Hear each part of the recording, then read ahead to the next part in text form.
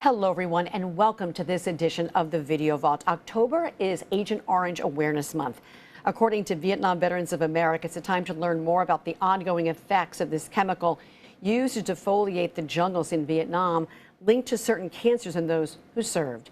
So it seems fitting on this edition of the Video Vault to focus on a 2005 series I did with photographer Rich Jordan called Return to Vietnam. We headed there with some Alaska Vietnam veterans. In this report, we visited Friendship Village, a place funded in part by U.S. veterans who regret the use of Agent Orange on others as well. A place where even current generations are feeling the effects of this lingering chemical.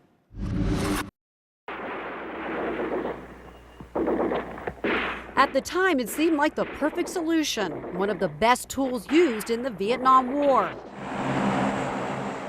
Agent Orange, a way to clear the dense foliage of the jungle to weed out the Viet Cong. But now, 30 years later, researchers say there's evidence that exposure to the dioxins in Agent Orange cause a variety of cancers, still in dispute by the U.S. government.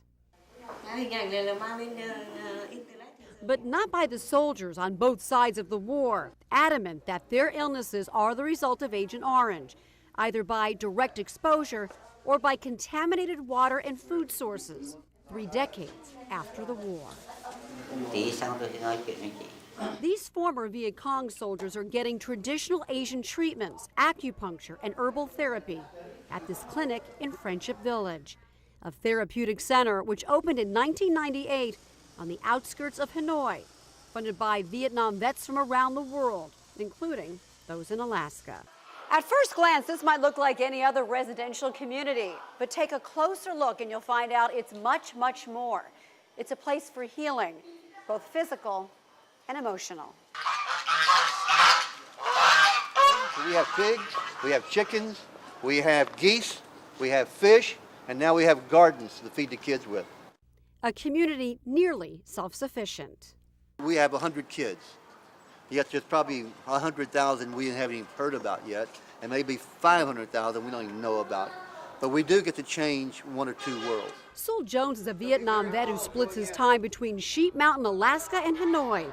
He's a liaison for Friendship Village, giving a tour to Alaska's vets and APU students during their recent visit. He says there's no doubt these genetic defects were the result of dioxin contamination in villages throughout Vietnam. We have so much fun. Including this boy, who is actually a man. He's 26 years old. And this young girl, blind and deaf since birth. But sometimes when you come here by yourself, she's dancing. She'll just dance all over this room by herself. She has her own music. In some cases, these children are just one of several children in a family with similar abnormalities. We can teach them to feed themselves. We can teach them to maybe stay clean or dress themselves. That's their job. They take that much pressure off of the mother.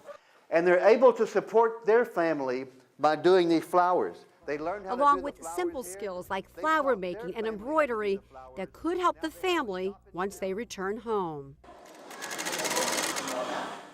There are also classes at Friendship Village for other students who are not disabled. Sewing skills can go a long way in a nation that is now the place of choice for major clothing manufacturers. It could make the difference of eating or not eating. We're talking about maybe a family of 5 or 6 living on $200 a year. Maybe the father might be gone and the mother has 2 or 3 disabled children and unable to take care of them. They're getting 1 bowl of rice a day. I've asked some children what's the best thing about the Friendship Village, and they'll oftentimes tell me, I get to eat 3 times a day. It's a big deal.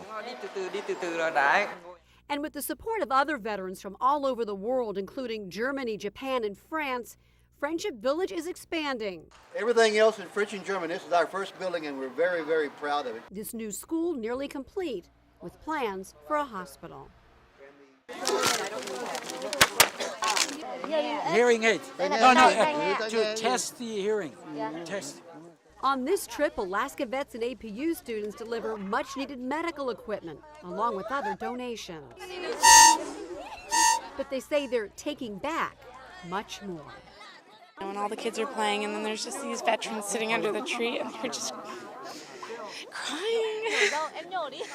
It's just, it's really neat to get to not just come, as just a tourist group, but to get to come back with the veterans and kind of see it come more full circle. With the knowledge that those who had nothing to do with the war, way before their time, are being taken care of. If you wasn't a human being, you couldn't do this. Okay? That's what's separate. That's what's so good. And this place that encourages renewal, not regrets. And that was such a touching experience. And luckily, some things have changed since this 2005 story ran. The U.S. government now does have help and even VA disability compensation for those veterans with health conditions linked to the use and exposure of Agent Orange. The information is all on the Veterans Affairs website. Thank you so much for joining us for this edition. You can check this edition and much more along with all the day's news and weather on alaskasnewssource.com and along on these streaming platforms. Have a great day, and we'll see you next time.